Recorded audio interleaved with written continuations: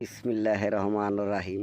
চলে আসলাম আজকে আবার আপনাদের সামনে কিছু বাস্তব ঘটনা নিয়ে। ভাই, প্রিয় বন্ধুরা, একটা কথা সবসময় মনে রাখবেন যে অন্যের ক্ষতি যারা করবেন তাদের ক্ষতি আল্লাহ একদিন ঠিকই করবে। অনেক অনেক ভাই বেরাদার আছে যে ভাবে কি আমি সবচেয়ে বেশি চালাক।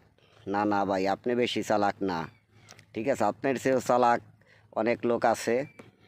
তাই ভাই বেরাদারের প্রতি বলতে চাই যে জীবনে আপনি যে ক্ষতি করছেন নিশ্চয়ই আপনার ক্ষতি আল্লাহ একদিন ঠিকই করবে, ঠিক আছে?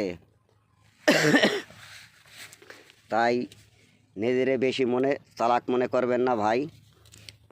যারা ভাই বেরাদার আছেন তারা মনে করেন বাইকেরটা কিনে মাইয়ারটা নয় ডেটিংয়ে যায়, মনে করেন তারা পার্সোনাল ক্লাস না করলে তাদের প্রেম টেকে না। তারা নিজের বহুত চালাক মনে করে। তাই ভাই বেরাদার ভাবেন কি যে আমি জীবনে বহুত কিছু করছি আর আমি বিয়ে করছি, আমার বউ একদম ভার্জিন। না না ভাই, যদি মিশিং থাকতো পরীক্ষা করার, আপনি দেখতেন যে সবচাইয়া নাফা বেশি খাইছে আপনার স্ত্রী। তাই মিশিং নাই দেখে ভাই আপনি নিজের মনে করেন কি যে আমি বহুত চালাক। নিজেরে কখনো বেশি চালাক মনে করবেন না। কেন ভাবতে পারেন যে আমি এই জীবনে বহুত ক্লাস করছি, বহুত কিছু করছি জীবনে, আমি জিতছি না ভাই, যেতেন নাই, ঠিক আছে?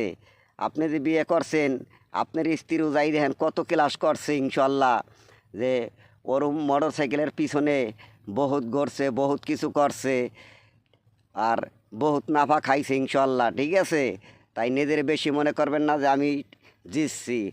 এখানে ভাই একটা কেসটা মনে পড়লো আমার। এক লোক বিয়ে করছে, বিয়ে করার পরে বাসর ঘরে যাইয়া গান গাইতে আছে কোলায় দিয়া, বিবি আমি ঠকি নাই রে।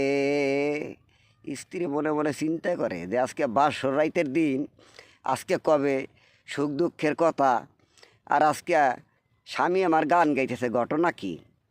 মনের সুখে গান গাইতেছে যে স্ত্রী আমি ঠকি নাই রে, তুমি আমার 14 নম্বর স্ত্রী। এখানে বউ মনে মনে চিন্তা করে যে স্বামী আমার মনে হয় বহু চালাক। এখন আবার স্ত্রী গান ধরছে, স্বামী আমি ঠকি নাই রে, তুমি আমার 15 নম্বর স্বামী রে। এখানে ওই পোলায় মনে মনে চিন্তা করে ঘটনা কি, যে আমি কইলাম 10 জনের কথা, বউ কয় 15 জনের কথা, তাহলে 5 জন ক্লাস বেশি করছে, তো আমি ঠকছি। এখানে বাসর করবে কি ভাই? এখানে মনে করেন বালিশ নইয়া খাড়ের তোর নিচে নেমে ঘুমায় আর মনে মনে চিন্তা করে যা রে, জীবনে কি করছি, অন্যের ক্ষতি করছি আর আমার ক্ষতি কত মাইসি না করছে। তাই নিজের কোনো সময় বেশি চালাক মনে করবেন না ভাই। কৃষকের পাশে থাকবেন। ভাইয়ের যদি কথায় কোনো বিঘ্ন ঘটে মনে কিছু করবেন না। বাস্তব কিছু কাহিনী তুলে ধরলাম ভাই। এখন আমি কৃষিকাজে আছি, কৃষিকাজ করতে আছি। তাই দেশ ও দেশের বাইরের ভাই বেড়াদার যারা আছে সবার প্রতি আমার ভালোবাসা ও দোয়া রইল। সবাই আমার জন্য দোয়া করবেন। আমি কৃষিকাজ করি, এই দেখেন খুব সুন্দর লাউ হয়েছে আমার গাছে।